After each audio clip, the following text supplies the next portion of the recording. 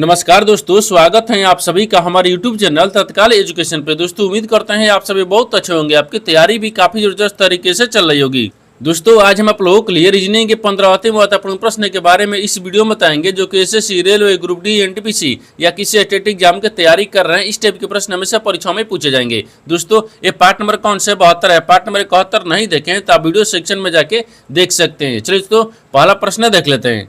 दोस्तों पहला प्रश्न है, इसमें देखिए नीचे दी गई श्रृंखला श्रेणी में प्रश्नार्थक चिन्ह के स्थान पर कौन सी संख्या आएगी। देखिए नीचे यहाँ पर आपको एक श्रृंखला दी है, इन श्रृंखला में बताना है कि इस प्रश्नार्थक के चिन्ह पर इन चार ऑप्शन में से कौन सी संख्या यहाँ पर भरा जाएगा। देखिए तो यहाँ पर सबसे पहले ध्यान से देखते हैं श्रृंखला किस प्रकार से चल रहा है। ठीक है, यहाँ पर देखिए 10 लेकर है 132 रहे, 132 ले 234 रहे, 234 ले 318 रहे, 318 से आपको अगला संख्या ज्ञात करना है, फिर यहाँ पर 440 हो रहा है। देखिए इन श्रृंखला को ध्यान से देखने के बाद में हमको क्या दिख रहा है, यानी 10 लेकर और 132 हो रहा है, यानी 10 में क्या करते हैं, यानी 122 को जोड़ देते हैं।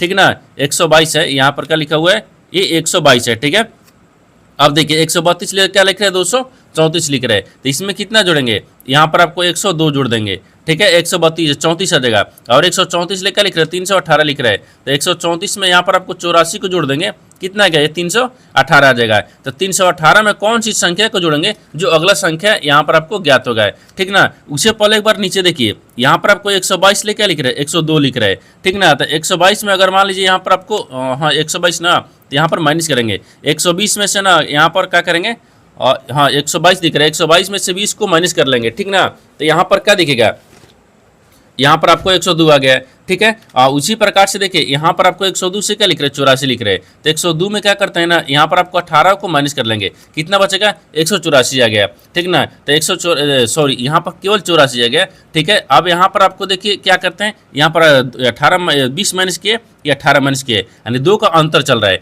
ठीक ना, उसी प्रकार से 18 में से ना फिर 2 माइनस करेंगे तो कितना आ जाएगा, ये 16 आ गया। अब 16 को क्या करेंगे, 84 में माइनस करेंगे, जब 16 को 84 में माइनस करेंगे तो यहाँ पर आपको 68 आ गया। अब 68 को क्या करेंगे, 318 में जोड़ेंगे। ठीक ना, तो 68 को 318 में जोड़ेंगे तो यहाँ पर कितना आ जाएगा, ये 386 जाएगा, कितना आ गया, 386 जाएगा, यानी इस प्रश्नार्थक चिन्ह पर कौन सा संख्या भरा जाएगा, 386 हो गया। अब 386 से देखिए ना 440 लिख रहे हैं, तो 440 कैसे हो गया, तो यहाँ पर भी क्या करते हैं, माइनस करेंगे, क्योंकि देखिए 16 में 2 माइनस करेंगे तो कितना गया, ये 14 आ गया। अब 14 को क्या करते हैं, 14 आ गया ना, तो 14 क्या 68 में है ना, ये 68 में 14 को माइनस करेंगे तो कितना आ जाएगा, फिर यहाँ पर आपको ये 54 आ गया। अब 54 को क्या करेंगे, 386 में जोड़ेंगे तो यहाँ पर 440 आ जाएगा। ठीक ना, तो यहाँ पर आपको पूछा है कि प्रश्नार्थक चिन्ह पर कौन सा संख्या भरा जाएगा, तो 386 आ गया। तो 386 को देखते हैं किस ऑप्शन दिख रही है, तो ऑप्शन नंबर यहाँ पर आपको डी में दिख रहा है, यानी ऑप्शन नंबर डी आपका सही हो जाएगा। दोस्तों मैं उम्मीद करता हूँ इस प्रश्न को भी आप अच्छे तरह से समझ पाओगे। नेक्स्ट प्रश्न देख लेते हैं। दोस्तों दूसरा प्रश्न है, इसमें देखिए नीचे दिए गए विकल्पों में से संबंधित संख्या को चुनिए। देखिए नीचे यहाँ पर आपको एक संबंधित संख्या दी है। ठीक ना, देखिए 9 जो है आपको 100 से समित है। ठीक उसी प्रकार से बताना है कि 13 जो है इस प्रश्नार्थक चिन्ह पर इन चार ऑप्शन से किसे समित होगा। देखिए तो यहाँ पर सबसे पहले प्रश्न को समझते इसमें बोल कर है। ठीक है ना, देखिए यहाँ पर क्या बोल रहा है कि 9 को क्या करेंगे कि यहाँ पर आपको 100 आ जाएगा, उसी प्रकार से 13 को रखेंगे। जैसे देखिए यहाँ पर 9 दिख रहा है, तो यहाँ पर 9 रखते हैं, और 9 में 1 को जोड़ देंगे तो कितना गया, 10 आ गया। 10 का स्क्वायर करेंगे तो कितना गया, यहाँ पर 100 आ जाएगा। ठीक ना, तो देखिए 10 का स्क्वायर करने पर कितना गया, 100 आ गया। उसी प्रकार से यहाँ पर क्या दिख रहा है, 13 दिख रहा है। ठीक ना, तो यहाँ पर आपको 13 को रखेंगे और 13 में 1 को जोड़ देंगे, कितना गया, 14 आ गया, और 14 का भी स्क्वायर कर देंगे। जब 14 का स्क्वायर कर देंगे ना, यहाँ पर कितना आ जाएगा, ये 196 आता है, कितना 196, यानी इस प्रश्नार्थक चिन्ह पर कौन सा संख्या भर जाएगा, 196 हो जाएगा। तो 196 को देखते हैं किस ऑप्शन में दिख रही है, तो ऑप्शन नंबर यहाँ पर आपको डी में दिख रहा है, यानी ऑप्शन नंबर डी आपका सही हो जाएगा। दोस्तों मैं उम्मीद करता हूँ इस प्रश्न को भी आप अच्छी तरह से समझ पाओगे। नेक्स्ट प्रश्न देख लेते हैं।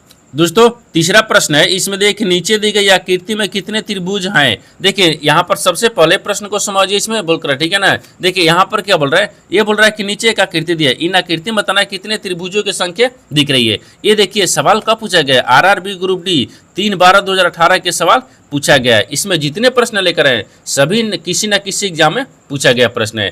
ठीक ना, देखिए यहाँ पर आपको क्या पूछा है कि नीचे दी गई आकृति में कितने त्रिभुज है। ठीक है ना, तो इस आकृति में आपको त्रिभुजों की संख्या ज्ञात करना है। ठीक है, देखिए यहाँ पर क्या करिएगा, वीडियो को रोककर खुद अपने आप से बनाने की कोशिश करिएगा और 15 प्रश्न में से अपने कितने प्रश्न सही किए हैं वीडियो को लास्ट में कमेंट में जरूर बताइएगा। और इस चैनल पर पहली बार आए तो चैनल को सब्सक्राइब कर बेल आइकन घंटी को प्रेस जरूर कर लीजिए, क्योंकि सबसे पहले इस तरह क्लास आपको मिलता रहे। ठीक है, देखिए यहाँ पर सबसे पहले ध्यान से देखते हैं इस आकृति में कितने त्रिभुजों की संख्या दिख रही है। ठीक ना, देखिए यहाँ पर आपको ऐसे बना रहे हैं। ठीक है, और यहाँ से आपको इसे बन जाएगा। ठीक है, इसको इधर से रखते हैं, जैसे यहाँ पर देखिए 1 हो गया, ये 2 हो गया, ये 3 हो गया, और मान लीजिए इसको ऐसे रखते हैं। ठीक ना, 3 हो गया, और ये 4 दिख रहा है, ये 5 दिख रहा है। अब इसमें कितना दिख रहा है, 5 को दिख रहा है। ठीक ना, अगर इसमें मान लीजिए देखते हैं तो 5 को दिख रहा है, और इसमें दिखेगा, हाँ 5 के बाद में और दिखेगा। अगर मान लीजिए इसको पूरा रखेंगे, ई वाला को पूरा 1 रखेंगे, कितना गए 6 आ गया, कितना गया ये 6 आ गया। ठीक है ना, 6 को दिख रहा है, और आगे दिखता है, हाँ आगे दिखेगा, क्योंकि 6 के बाद में अगर इसको भी 1 रखेंगे ना, ये 7 आ गया, कितना गया 7 आ गया। ठीक है ना, इसको रखेंगे, कितना गया ये 7 दिख रहा है। ठीक है, और इसमें कहीं दिखेगा, हाँ और दिखेगा, इसमें 7 तो ई दिख रहा है, हाँ लेकिन देखिए 7 दिख रहा है ना, 7 के बाद में अगर इसको ऐसे रखेंगे तो यहाँ पर आपका दिख जाएगा ये 8 दिख जाएगा, कितना दिखेगा ये 8 दिख गया।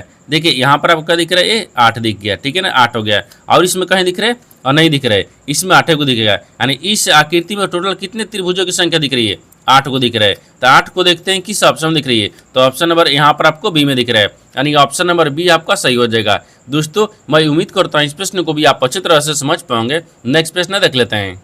दोस्तों 4 नंबर प्रश्न है, इसमें देखिए यदि LIT को यहाँ पर 12, 9, 20 के रूप में कोड किया जाता है तो यहाँ पर THAT के लिए कोड क्या होगा। देखिए यहाँ पर सबसे पहले प्रश्न को समझते हैं, इसमें बोल कर, ठीक है ना। देखिए यहाँ पर क्या बोल रहा है कि यदि LIT को यानी 12,920 के रूप में कोड किया जाता है, उसी कोड भाषा में बताना है कि यहाँ पर THAT को यानी कोड क्या होगा। देखिए तो सबसे पहले यहाँ पर देखते हैं ना कि क्या लिख रहा है, तो देखिए LI, ठीक है ना, और T इनको क्या लिख रहा है, देखिए 12, 9, 20 लिख रहा है। ठीक है ना, ठीक है, उसी प्रकार से बताना है कि यहाँ पर आपको THA और T इनको क्या लिखा जाएगा। ठीक है ना, देखिए यहाँ पर सबसे पहले ध्यान से देखिए ना, यहाँ पर क्या लिख रहे हैं, तो यहाँ पर देखिए L को स्थानीय मान आ गया, I का स्थानीय मान और T का स्थानीय मान, सबका स्थानीय मान एक बार लिख के देखते हैं। ठीक है, L कितने पता है 12 पर, I कितने पता है 9 पर, T कितने पता है 20 पर। तो हमको यही दिख रहा है कि देखिए 12, 9, 20 लिख रहा है ना, ये आपको स्थानीय मान लिख रहा है। उसी प्रकार से हम इसको भी क्या करेंगे, स्थानीय मान लिखते हैं। T कितने पता है 20 पता है, H कितने पता है 8 पता है, A कितने पता है 1 पता है, T कितने पता है 20 पता है, यानी इसको क्या लिखा जाएगा, तो देखिए ना यहाँ पर आपको 20, 81 और 20 लिखा जाएगा। तो यहाँ पर देखते हैं कि 20, 81, 20 किस ऑप्शन में दिख रही है, यानी ऑप्शन नंबर किस में दिख रहा है, 20, 81, 20 ऑप्शन नंबर सी में दिख रहा है, यानी ऑप्शन नंबर सी आपका सही हो जाएगा। दोस्तों मैं उम्मीद करता हूँ इस प्रश्न को भी आप अच्छी तरह से समझ पाओगे। नेक्स्ट प्रश्न देख लेते हैं। दोस्तों 5 नंबर प्रश्न है, इसमें देखिए नीचे दी गई आकृति में प्रश्नवाचक चिन्ह का स्थान पर कौन सी संख्या आएगा। देखिए यहाँ पर नीचे एक आकृति दी है, इन आकृति में बताना क्या है कि इस प्रश्नवाचक के चिन्ह पर इन 4 ऑप्शन में से कौन सा आकृति यहाँ पर भरा जाएगा। देखिए तो यहाँ पर सबसे पहले प्रश्न को समझते इसमें बोल कर, ठीक है ना। देखिए यहाँ पर क्या बोल रहा है, यानी इस तरह के जो प्रश्न है ना, यहाँ पर आपको देखिए एक कैसे बनाते हैं, या तो रो में बनाएंगे या तो कॉलम में बनाएंगे, या तो आपको जिधर बड़ी संख्या दी रहता है उधर भी बनाते हैं। तो इस आकृति को ध्यान से देखने के बाद में हमको क्या दिख रहा है, हमको यही दिख रहा है। और देखिए यहाँ पर आपको 9 दिख रहा है, 13 दिख रहा है, 16 दिख रहा है। हाँ देखिए ना, यहाँ पर आपको देखिए बीच में क्या लिख रहा है, 16 लिख रहा है, इन दोनों से क्या बड़ी संख्या हो गया।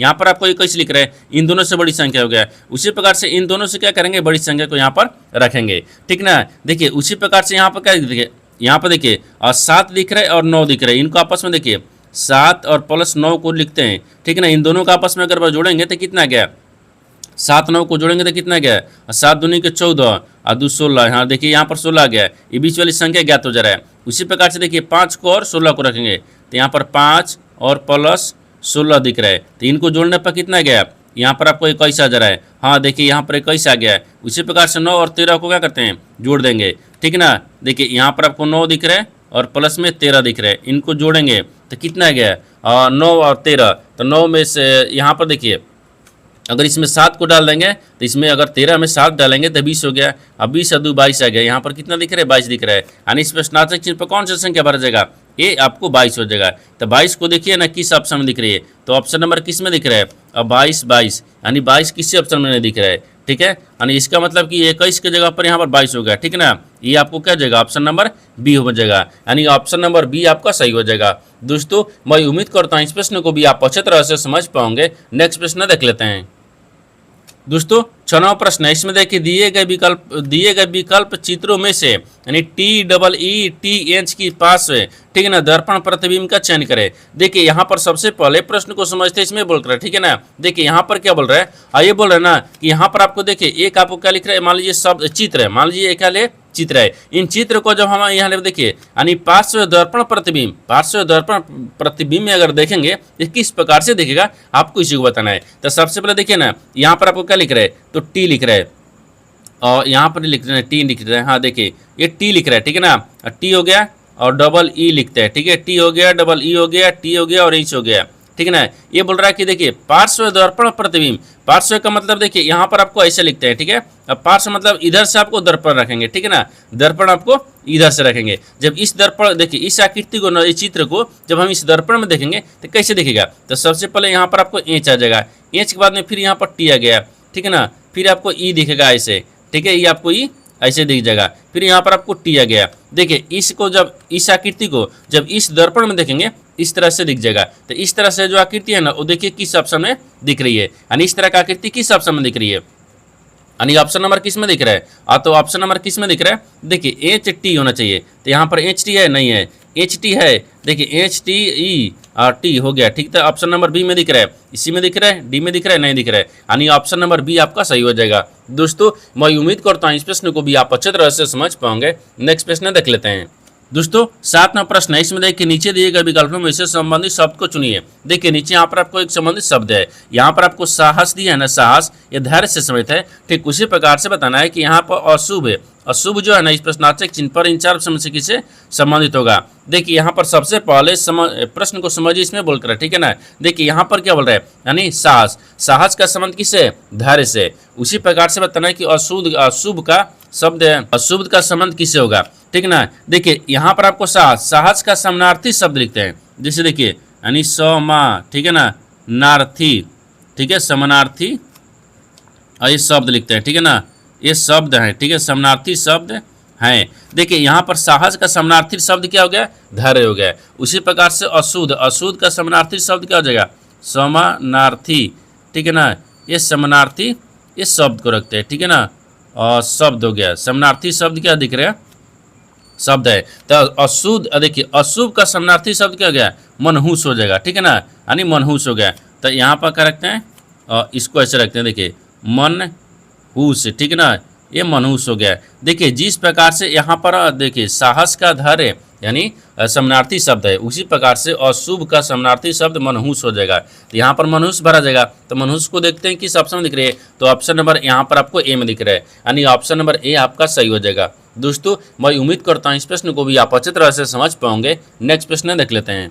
दोस्तों 8 नंबर प्रश्न है, इसमें देखिए कुछ व्यक्ति एक सीधी रेखा में उत्तर की ओर मुंह करके बैठे हुए हैं, यानी टी एस के ठीक बाईं ओर बगल में बैठा है, यानी पी के बाईं ओर केवल 2 व्यक्ति बैठे हैं, यानी पी और एस के बीच केवल 2 व्यक्ति बैठे हैं, यानी टी दाएं सिरे पर बैठे व्यक्ति के बाईं ओर से तीसरे स्थान पर बैठा है। तो पंक्ति में यानी कितने व्यक्ति बैठे हैं। देखिए यहाँ पर सबसे पहले प्रश्न को समझते इसमें बोल कर, ठीक है ना। देखिए यहाँ पर क्या बोल रहा है, ये बोल रहा है ना कि मैंने कुछ व्यक्ति है, ये कितने व्यक्ति है ये तो नहीं बता रहा है, कितने व्यक्ति है इसी को आपको बताना है। देखिए बोल रहा है कि कुछ व्यक्ति यानी एक सीधी पंक्ति में उत्तर की ओर अभिमुख होकर बैठे हुए हैं, तो ठीक है ना। तो मान लीजिए यहाँ पर उत्तर की तरफ मुँह करके यहाँ पर बैठाते हैं, जिससे देखिए ना 1 हो गया और 2 हो गया, ये 3 हो गया, ये 4 हो गया, ये 5 हो गया, ये 6 हो गया, ये 7 हो गया, मान लीजिए इसको 8 रख लेते हैं, ठीक है। अब देखिए अब बोल रहा है कि देखिए टी एस के बाईं ओर से केवल नहीं, देखिए टी जो है टी एस के बाईं ओर ठीक बगल में बैठा है, यानी टी जो ना टी एस के बाईं ओर और उत्तर की तरफ मुँह करके ना, नीचे आपको तो दक्षिण आ गया, ये ऊपर न होता है, ठीक है, उत्तर आपको ऊपर न होगा। देखिए यहाँ पर आपको क्या दिख गया, यानी उत्तर की तरफ मुँह करिए ना। देखिए बोल रहा है कि उत्तर की तरफ, हम नीचे यानी दक्षिण की तरफ मुँह कर दिए थे, ठीक है। देखिए 1 2 3 4 5 6 7 8 हो गया, ठीक ना। तो मान लीजिए इधर क्या होता है, इधर बाएं होता है, ठीक है ना, यहाँ पर समझिए, और इधर ये दाहिने होता है, यहाँ तक ठीक है। अब बोल रहा है कि देखिए और टी एस के बाएं, ठीक ना, बगल में बैठा है, जो टी है ना, टी एस के बाएं, तो मान लीजिए यहाँ पर क्या रखते हैं, टी को रखते हैं, यहाँ पर आपको टी रखते हैं, और टी के बगल में क्या रखते हैं, एस को रखते हैं, जो बाएं तरफ बैठा है, ठीक है। आगे बोल रहा है कि पी के बाईं ओर केवल 2 व्यक्ति बैठे हैं, तो पी के बाईं ओर, तो पी के यहाँ पर रखते हैं, तभी ना पी के बाईं ओर 2 व्यक्ति बैठेगा, 2 व्यक्ति बैठ गया, ठीक है। आगे देखिए, अब आगे इसमें क्या बोल रहा है, आगे बोल रहा है कि पी और एस के बीच केवल 2 व्यक्ति बैठे हैं, तो पी और एस के बीच में, तो देखिए यहाँ पर आपको पी दिख रहा है, एस दिख रहा है, इन दोनों के बीच में कितने 2 व्यक्ति बैठे हुए हैं, यहाँ भी ठीक है। आगे देखिए, आगे बोल रहा है कि टी के दाएं सिरे पर यानी बैठे व्यक्ति के बाईं ओर, यानी टी के दाहिने सिरे पर, तो टी के दाहिने सिरे पर बैठे, तो टी के दाहिने सिरे पर बैठे, ठीक ना, भाई बैठे व्यक्ति के बाईं ओर से तीसरे स्थान पर बैठा है। लेकिन देखिए टी जो ना, टी वो देखिए दाहिने जो है, दाहिने तीसरे स्थान से, यानी बाएं से तीसरे स्थान पर है। जैसे यहाँ पर दाहिने दिख रहा है, देखिए 1 2 3 तीसरे स्थान पर कौन बैठा है, टी बैठा है, यहाँ भी ठीक बोल रहा है, ठीक है। आगे बोल रहा है कि और तीसरे स्थान पर बैठा है, हाँ तीसरे स्थान पर तो ही बैठा ही है, टी तीसरे स्थान पर बैठा है। बोल रहा है कि पंक्ति में कितने व्यक्ति बैठे हैं, आप पूछा है कि पंक्ति में कितने व्यक्ति हैं, तो देखिए यहाँ पर 1 2 3 4 5 6 7 8, यानी पंक्ति में 8 व्यक्ति है। तो 8 को देखिए किस ऑप्शन में दिख रहे हैं, तो ऑप्शन नंबर यहाँ पर आपको बी में दिख रहा है, यानी ऑप्शन नंबर बी आपका सही हो जाएगा। दोस्तों मैं उम्मीद करता हूँ इस प्रश्न को भी आप अच्छी तरह से समझ पाओगे। नेक्स्ट प्रश्न देख लेते हैं।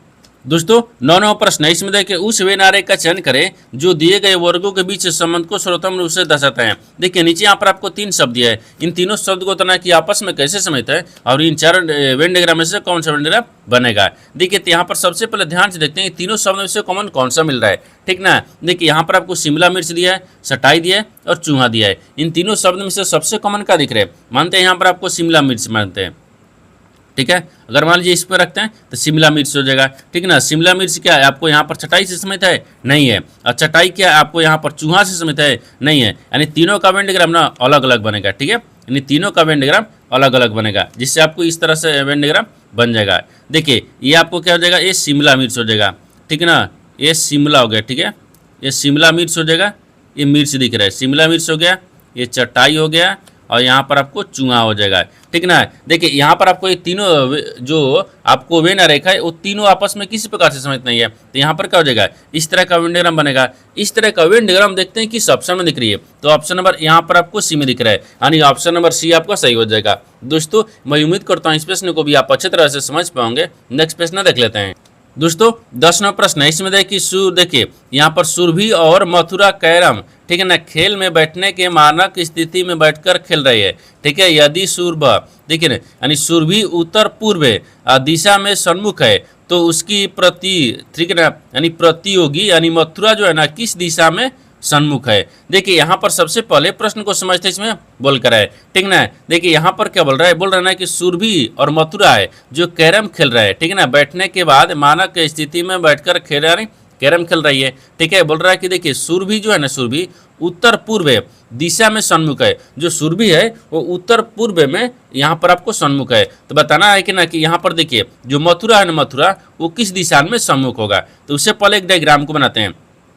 देखिए यहाँ पर आपको डायग्राम होता है, देखिए यहाँ पर बनाते हैं डायग्राम, ठीक ना, और डायग्राम से तो आपको समझाना है नहीं। देखिए यहीं पे बनाते हैं, यहाँ पर आपको क्या हो जाएगा, ये पूर्व हो गया है, ठीक है, ये पश्चिम हो गया है, ऊपर में उत्तर हो गया है, नीचे में दक्षिण हो गया है, ठीक ना। अब बोल रहा है कि कैरम खेल रहा है, यहाँ पर खेल रहा है। और देखिए बोल रहा है कि सुरभि उत्तर पूर्व और दिशा में सन्मुख है, उत्तर और पूर्व दिशा में कौन है, सन्मुख है, कौन सा है, तो सुरभि है। तो यहाँ पर ऐसे रखते हैं, ठीक है ना, सुरभि को आपको देखिए यहाँ पर रखते हैं, ठीक है। अब ये क्या दिख रहा है, इधर आ गया, एक इधर आ गया। आपसे क्या पूछा है, देखिए सुरभि उत्तर पूर्व, हाँ देखिए ये पूर्व हो गया, यहाँ पर आपको उत्तर दिख रहा है, तो माने उत्तर और पूर्व दोनों में दिख रहा है। तो यहाँ पर क्या दिख रहा है, ये क्या है, सुरभि है, इसको क्या रखते हैं, और सुरभि को रखते हैं, ठीक है ना।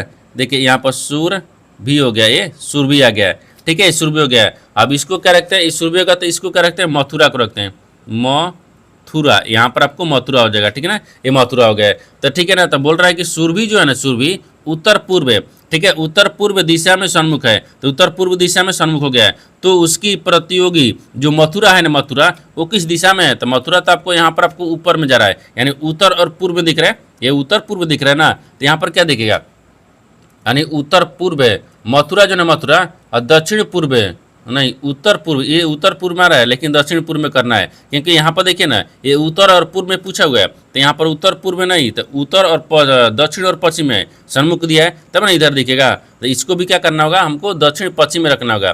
ठीक है, तो दक्षिण पश्चिम, हाँ ठीक है। यहाँ पर मथुरा किस दिशा में, तो दक्षिण पश्चिम हो जाएगा, तो यहाँ पर दक्षिण, हाँ दक्षिण को रखते हैं, ठीक है ना, दक्षिण और यहाँ पर पश्चिम हो जाएगा, ठीक है ना, दक्षिण पश्चिम, ठीक है, यहाँ पर ऐसे लिखते हैं, ठीक है ना, यहाँ पर आपको पश्चिम लिखते हैं, ठीक है, पश्चिम, दक्षिण पश्चिम, इसको पश्चिम ऐसे लिखते हैं, ठीक है, दक्षिण पश्चिम, तो यहाँ पर आपको पश्चिम हो गया, ठीक है ना, दक्षिण पश्चिम में। तो आपसे वही पूछा है कि मथुरा किस दिशा में सन्मुख है, तो यहाँ पर आप किस दिशा में, तो दक्षिण पश्चिम, तो दक्षिण पश्चिम को देखिए ना किस ऑप्शन दिया है, तो ऑप्शन नंबर यहाँ पर आपको ए में दिया है, यानी ऑप्शन नंबर ए आपका सही हो जाएगा। दोस्तों मैं उम्मीद करता हूँ इस प्रश्न को भी आप अच्छी तरह से समझ पाओगे। नेक्स्ट प्रश्न देख लेते हैं। दोस्तों 11वां प्रश्न है, इसमें देखिए कि यदि यहाँ पर माइनस का अर्थ प्लस है, यानी प्लस का अर्थ गुना है, गुना का अर्थ यहाँ पर भागा है, भागा का अर्थ माइनस है, तो निम्नलिखित समीकरण में प्रश्न चिन्ह का स्थान पर कौन सा मान आएगा। देखिए यहाँ पर सबसे पहले प्रश्न को समझते इसमें बोल कर है, ठीक ना। देखिए यहाँ पर क्या बोल रहा है, ये बोल रहा है कि एक समीकरण दिया है, इन समीकरणों को सही बनाने के लिए इन चिन्ह को आपस में बदलना होगा, बदलने के बाद में समीकरणों को सही बनाएंगे। तो सबसे पहले चिन्ह को बदलते हैं तब समीकरणों को सही बनाएंगे, ठीक ना। बोल रहा है कि यदि माइनस का अर्थ प्लस है, माइनस के जगह पर प्लस रखेंगे, और प्लस का अर्थ क्या दिख रहा है, गुना, प्लस के जगह पर यहाँ पर गुना रखते हैं, ठीक है। और गुना का अर्थ क्या दिख रहा है, भागा, तो गुना के जगह पर भागा रखते हैं, ठीक है ना। और भागा का अर्थ क्या दिख रहा है, माइनस, तो यहाँ पर माइनस रख लीजिए। अब समीकरण को सोल्व करते हैं। देखिए 3 - 8, फिर भागा यहाँ पर आपको 2 दिख रहा है, फिर गुना 1 दिख रहा है, फिर प्लस 5 दिख रहा है, फिर प्रश्नार्थक चिन्ह हो गया। अब देखिए ना 2 चौके 8 काट लिए, ये 3 आ गया, फिर -4 आ गया। अब 4 में 1 से गुना करेंगे तो 4 आ जाएगा, फिर प्लस में यहाँ पर आपको 5 रखते हैं। 5 और 3 को देखिए यहाँ पर आपको जोड़ेंगे, ठीक ना, इस यहाँ पर रख लेते हैं, ठीक है। इनको जोड़ लेंगे, जब इनको जोड़ेंगे तो कितना आ गया, 8 आ गया। 8 में से 4 को हटाएंगे, कितना बचेगा, ये 4 आ गया।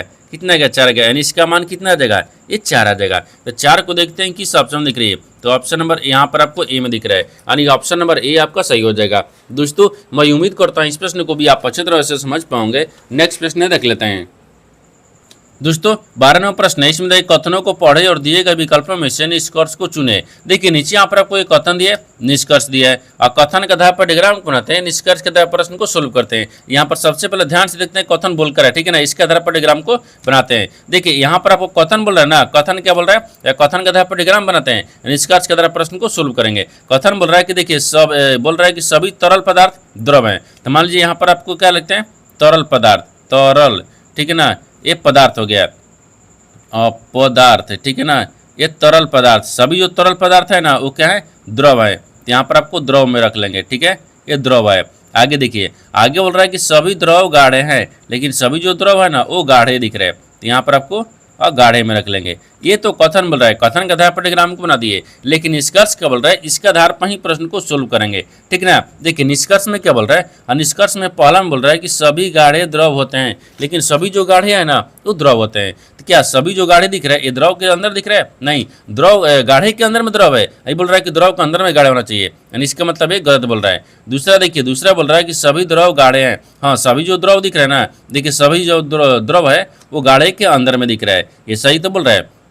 जो द्रव है ना ये गाढ़े के अंदर में दिख रहा है, ये सही बोल रहा है, यानी 2 आपको सही बोल रहा है। जब 2 आपको सही बोल रहा है कि केवल निष्कर्ष 2 अनुसरण करता है, यानी ऑप्शन नंबर ए हो जाएगा, ऑप्शन नंबर ए आपका सही हो जाएगा। दोस्तों मैं उम्मीद करता हूँ इस प्रश्न को भी आप अच्छी तरह से समझ पाओगे। नेक्स्ट प्रश्न देख लेते हैं। दोस्तों 13वां प्रश्न है, इसमें देखिए एक परीक्षा में, ठीक ना, चित्रा ने 58.5 अंक प्राप्त किए, जो यानी 78 अंक प्राप्त करने के बराबर था, तो परीक्षा कितने अंकों की थी। देखिए यहाँ पर सबसे पहले प्रश्न को समझिए, इसमें बोल कर है, ठीक ना। देखिए यहाँ पर क्या बोल रहा है ना कि एक परीक्षा में, ठीक है, एक परीक्षा है, एक परीक्षा में चित्रा ने यानी 58.5 अंक प्राप्त किए, जो कि 78% अंक के बराबर था। तो आखिर उसका परीक्षा कितने अंक की थी, यही बताना था, ठीक ना। देखिए तो परीक्षा कितने अंक की थी, तो आपको बताना क्या है, ये देखिए 58.5 अंक आया है, ठीक है ना। 58.5 अंक यानी किसके बराबर हो गया, यहाँ पर 78% के बराबर है, ठीक है। ये बोल रहा है कि इतना अंक प्राप्त है जो कि 78 अंक प्राप्त के बराबर है, ठीक है। था, तो यहाँ पर क्या लिखेंगे, एन रखते हैं, एन गुना, हाँ ठीक है, एन गुना 78 पॉइंट बटा में 100 रख लेंगे, क्योंकि परसेंटेज का 100 होता है। अब इसी को हमको फॉर्मूला पर बैठा देना है। जैसे देखिए अब एन का मान निकालना है, जब एन का मान निकालना है तो यहाँ पर पॉइंट के बाद में क्या करेंगे ना, एक जीरो बैठा देंगे, क्योंकि यहाँ पर आपको एक ऐसे होगा ना, इसको बैठाते हैं, ठीक है। अब आगे देखिए, अब इनके बाद में क्या करते हैं, 78 को नीचे लाते हैं, क्योंकि 100 इधर आ गया ना, 78 है ना, यहाँ पर आपको 78 आ गया है यहाँ पर, ठीक है। अब देखिए इनको सोल्व करेंगे, जब इनको सोल्व करेंगे तो कितना गया, यहाँ पर आपको 75 आ गया, कितना गया, 75 आ गया, यानी परीक्षा कितने अंकों की थी, तो 75 अंक की, ठीक है ना, ये 75 अंक हो गया। परीक्षा कितने अंक की थी, तो 75 अंक, तो 75 अंक को देखते हैं किस ऑप्शन में दिख रही है, तो ऑप्शन नंबर यहाँ पर आपको सी में दिख रहा है, यानी ऑप्शन नंबर सी आपका सही हो जाएगा। दोस्तों मैं उम्मीद करता हूँ इस प्रश्न को भी आप अच्छे तरह से समझ पाओगे। नेक्स्ट प्रश्न देख लेते हैं। दोस्तों 14वां प्रश्न है, इसमें देखिए यदि एक वस्तु का क्रय मूल्य 45 है और विक्रय मूल्य यहाँ पर 35 है, तो हानि प्रतिशत ज्ञात कीजिए। देखिए यहाँ पर सबसे पहले प्रश्न को समझिए, इसमें बोल कर है, ठीक है ना। देखिए यहाँ पर क्या बोल रहे हैं, ये बोल रहा है कि मान लीजिए एक वस्तु का क्रय मूल्य, यानी एक वस्तु है उसका क्रय मूल्य कितना है, 45 है, अब विक्रय मूल्य कितना है, 35 है, तो आखिर हानि प्रतिशत क्या है। तो देखिए हानि प्रतिशत पूछा है ना, तो सबसे पहले हम क्या करेंगे, हानि प्रतिशत को जैसे यहाँ पर लिखते हैं, देखिए हानि प्रतिशत बराबर ना, तो हानि प्रतिशत बराबर क्या होता है, ठीक है, हानि प्रतिशत बराबर क्या होता है, यानी सीपी, हाँ सीपी माइनस, ठीक है, एसपी होता है, फिर बटा में क्या होता है, सीपी होता है, फिर गुने यहाँ पर 100 होता है, क्योंकि देखिए क्रयमूल्य माइनस विक्रयमूल्य, फिर क्रयमूल्य माइनस गुने 100 हो जाएगा। तो हानि प्रतिशत क्रयमूल्य कितना दिया है, तो क्रयमूल्य आपको देखिए यहाँ पर आपको 3500 दिया है, क्योंकि यहाँ पर देखिए ये बोल रहा है कि सॉरी विक्रयमूल्य कितना दिया है, 3500 दिया है, ठीक है, और क्रयमूल्य कितना दिया है, तो क्रयमूल्य 4500 दिया है, तो क्रयमूल्य कितना दिख रहा है, तो 4500 रख लेंगे, ठीक है ना। और क्रयमूल्य कितना, एसपी कितना दिख रहा है, विक्रयमूल्य तो 3500 दिख रहा है, ये 3500 हो गया। और बाटा में सीपी कितना रखते हैं, सीपी ना तो 4500 आ जाएगा, सीपी एसपी, हाँ ठीक है, अब 4500 आ जाएगा, ठीक है ना। अब गुना क्या करेंगे, 100 कर लेंगे। अब देखिए इनको सोल्व करेंगे फिर से। अब देखिए यहाँ पर 4500 में से 3500 घटाएंगे तो 1000 बचेगा, ठीक है ना। अब देखिए अब इसको 2 जीरो से पहले 2 जीरो काट देंगे, तो यहाँ पर कितना आ जाएगा, ये 45 आ गया। अब 45 को इसको सोल्व करेंगे, ठीक है ना, 45 को इसको काटेंगे, जब 45 ले इसको काट देंगे तो कितना बचेगा, तो यहाँ पर देखिए ना, यानी 22 से पूर्णांक 2 बटा में यहाँ पर आपको कितना आ जाएगा, 9%। तो कितना आएगा इसका मान, तो इसका वही पूछा ना कि हानि प्रतिशत कितना गया, तो 22 पूर्णांक 2 बटा में और 9%, 22 पूर्णांक 2 बटा 9%। देखिए किस ऑप्शन में दिख रही है, तो ऑप्शन नंबर किस में दिख रहा है, यानी 22 पूर्णांक 2 बटा 9 ऑप्शन नंबर सी में दिख रहा है, यानी ऑप्शन नंबर सी आपका सही हो जाएगा। दोस्तों मैं उम्मीद करता हूँ इस प्रश्न को भी आप अच्छी तरह से समझ पाओगे। नेक्स्ट प्रश्न देख लेते हैं। दोस्तों 15 प्रश्न है, इसमें देख कि नेहा ने 30% छूट पर 1300 में यानी एक वस्तु खरीदी और इसे 30% लाभ पर बेच दिया, तो उसने कितना कमाया। देखिए यहाँ पर सबसे पहले प्रश्न को समझ इसमें बोलकर है, ठीक है ना। देखिए यहाँ पर क्या बोल रहा है कि नेहा ने 30% छूट पर यानी 1300 में एक वस्तु खरीदी और 30% लाभ पर बेच दिया, ठीक है, तो आखिर उसके कितना लाभ कमाया, आखिर कितना कमाया वो, ठीक ना। देखिए तो सबसे पहले क्या रखते हैं, क्रयमूल्य को रखते हैं, यानी सीपी रखते हैं, ठीक है, यहाँ पर सीपी, तो कितना में वो 1300 में खरीदा, ठीक है ना, 1300 में खरीदा, बेचा कितना है, एसपी बराबर, तो एसपी बराबर कितना आ जाएगा, तो देखिए 1300 नहीं, देखिए एक बार एसपी नीचे लिखते हैं, ठीक है ना, यानी एसपी हो गया, ठीक है, एसपी बराबर कितना आ जाएगा, तो यहाँ पर आपको 1300 दिख रहा है, यानी 1300 गुने क्या करेंगे 130 कर देंगे, क्योंकि यहाँ पर फिर बाटा में क्या रखते हैं 100 को रख लेंगे, ठीक ना। तो 2 जीरो से 2 जीरो काट देंगे, 13 13 39, नहीं यहाँ पर 1300 है ना, ये आपको 1300 है, ठीक है ना। जब 1300 आ गया तो यहाँ पर देखिए ना गुना करेंगे, नहीं 2 जीरो से 2 जीरो काट देंगे, 1300 कट गया, 13 13 से 169 आ गया, यानी 169 एक जीरो आ गया। जब देखिए सीपी आपको 1300 आ गया, एसपी कितना आ गया 1300, यहाँ पर आपको 1690 आ गया। तो आपसे पूछा क्या, लाभ पूछा है, ठीक ना, तो लाभ बराबर रखते हैं, ठीक है, यानी लाभ बराबर क्या होता है, देखिए यानी सीपी विक्रय मूल्य एसपी माइनस विक्रय मूल्य, ठीक है, एसपी यहाँ पर है, ठीक है ना, यानी एसपी माइनस विक्रय सीपी, ठीक है, सीपी, तो ठीक है ना। तो यहाँ पर आपको क्या लिखते हैं, तो लाभ यहाँ पर आपकी, ठीक है, लाभ को यहाँ पर रखते हैं। देखिए लाभ फिर लाभ बराबर हो गया, अतः सीपी यहाँ पर कितना दिख रहा है 1690 दिख रहा है, 1690 माइनस कितना गया 1300 आ गया, ठीक है ना, 1690 माइनस 1300 आ गया। अब यहाँ पर माइनस करेंगे तो कितना आ जाएगा, ये 390 आ गया, कितना आ गया 390 आ गया। तो आपसे वही पूछा है कि उसने कितना कमाया, तो 390 रुपये कमाया। तो 390 रुपये को देखते हैं किस ऑप्शन में दिख रही है। तो ऑप्शन नंबर किस में दिख रहा है? तो बी में दिख रहा है, यानी ऑप्शन नंबर बी आपका सही हो जाएगा। दोस्तों मैं उम्मीद करता हूँ इस प्रश्न को भी आप अच्छी तरह से समझ पाओगे। नेक्स्ट वीडियो में मिलते हैं, तब तक जय हिंद। दोस्तों इस चैनल पर पहली बार आए तो चैनल को सब्सक्राइब कर बेल आइकन घंटी को प्रेस जरूर कर लीजिए, क्योंकि सबसे पहले इस तरह क्लास आपको मिलता रहे। और इन सारे प्रश्न का PDF आपको टेलीग्राम पर मिल जाएगा, जो कि इस वीडियो का डिस्क्रिप्शन में लिंक दिया गया है।